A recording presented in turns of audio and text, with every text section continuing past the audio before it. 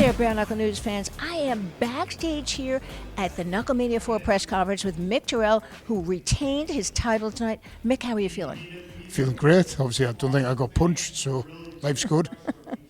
Talk to me a little bit about, describe how the fight went, because it didn't go very long, but let's talk about it anyway. Lorenzo come out flying like I said he would. He missed, fell over, got up, I punched him a few times, we clinched. I think he realised he wasn't strong enough. I uppercutted him and he fell over and broke his arm.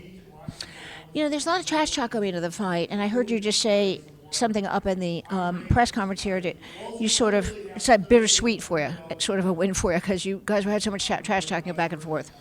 Yeah, you know it is. I think behind the scenes, Lorenzo's a good kid, you know. But, you know, when he gets a camera on his face and a microphone in his hand, he says some stupid stuff.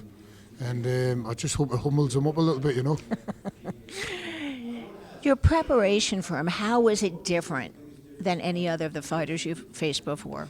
I decided to lose weight. Lorenzo's very sharp and fast and explosive, so I had to be sharp and fast and explosive myself to get away from it, but then also still strong enough to push him on the back foot.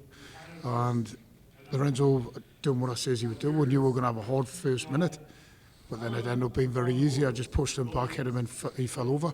Mick, you were the BKB champ. You defended that belt, and you have two other titles as well in Ireland, and now you have a third title here in BKFC. How does that feel to you? I mean, it's a great achievement. I've won them all, you know. Every one I've done, I've ended up winning the world title. Just hopefully it keeps going, you know. Getting older these days.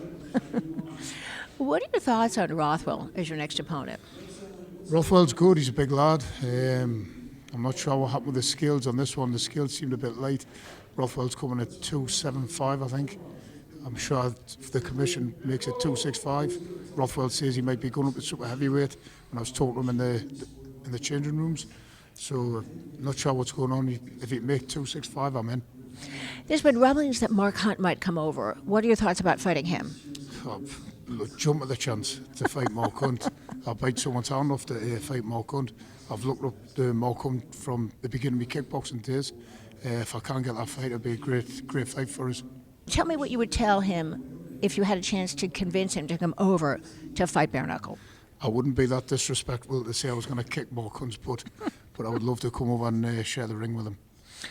Specifically, altitude-wise and time change-wise, when did you get over here? And if the time change or the altitude, it didn't seem to affect you that much. It did during the week. We come over on the Monday before the fight, so we had 5 days to acclimatise.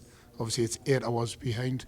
So we were, the first couple of nights, I was falling asleep at 9 o'clock this time. Right. And I was waking up at midnight, which is 8 o'clock back home. And then just sitting in my bedroom for 8 hours till the morning come to try and get some breakfast. But I think by Thursday, what we tend to do is try and find a swimming pool, sit in the swimming pool. If you fall asleep, you're drowned. You've got to stay awake. Oh, the luck of the Irish, the luck of the English, they always have something interesting to tell me. When we spoke with you last time in Denver, you had discussed fighting Lorenzo Hunt. And I saw him yesterday when you were kind of looking at each other at the weigh-ins. Talk to us a little bit about what you felt like at the face-offs, because I know we discussed this a little off camera. Yeah, obviously Lorenzo's going to talk what he talks, you know, he likes to open his mouth and shit falls out. But I've noticed this week, especially when I make eye contact with Lorenzo turns his head away. And if you watch all the replays back, even in the ring as we're doing the stare down in the ring, when I stare at Lorenzo, his head turned away. Does it matter who they put in front of you? I don't care. Honestly, I honestly don't care. If you just say, Michael, you're going to fight there, and then I'll be there. I don't even have to know the name. Why are you such a dangerous fighter? Because I don't care. I really don't care, honestly. I don't know if you've seen, like Lorenzo tried all these antics this week. It doesn't bother us. I don't care. I just want to hit you. So how do you deal with that? Because he's, you know, I love you, Lorenzo, but you're known to kind of use your trash talk to rattle the head of the other opponent.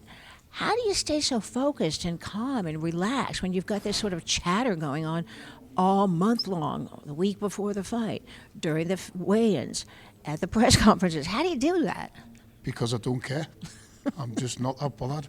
You can do whatever you want, and I will turn up and I will punch you in the head. Before we go to Mick, anybody you'd like to thank? Yes, I would like to thank Gabriel. He organised all this for us. He's been a godsend. Andy, my trainer, couldn't do any of the training. Marvin, when he comes over, he's just over there. He's a diamond of a bloke. And then obviously my wife, my family, my kids. Obviously you do it for your kids. I know I like fighting, but my son's just about to have a baby himself, and I've got him a little flat sorted there, so I'm going to do up the flat with me wages. And the other thing I want to say is that I know that you've had something going on in your head. I'm so happy that you were able to come over here clear-headed, so to speak, because the last time we spoke, you had a lot of pressure with your father. Yeah, obviously my dad's still got cancer. You know, he's meant to die, I think, in March, just gone, but he's doing well. He's changed his diet. He's took all the red meat out. He's alkalined his body up. He's cut out the sugars, the fats, and he's doing well. I think the cancer's, I don't think it's going away, but it's not spreading. So I think my dad was a little bit nervous because obviously the doctor told him he had 2 years left to live. That would have been March gone, and he's still here. So I think he's got a new lease of life. And hopefully it's as long as possible, you know, because he's a mint bloke. Is he awake tonight? Have you spoken to him? Yeah, I've spoken to my dad straight away. What did he tell you? He says, I knew you would do it. And he actually told us you're going to do it with an uppercut. That's what he said just before I left. All right. We're going to give a big shout out to Dad because we're both so happy that Mick was able to come here clear-headed without having to worry about your health. So, Dad, we're really happy that we could give you a shout out here from the U.S. Michael 1, Michael 2, and Michael 3. Go, Dad. For Bare Knuckle News, I'm Susan Cingari, and this is Mick Terrill. And remember, no one Nobody beats beats us. the punch.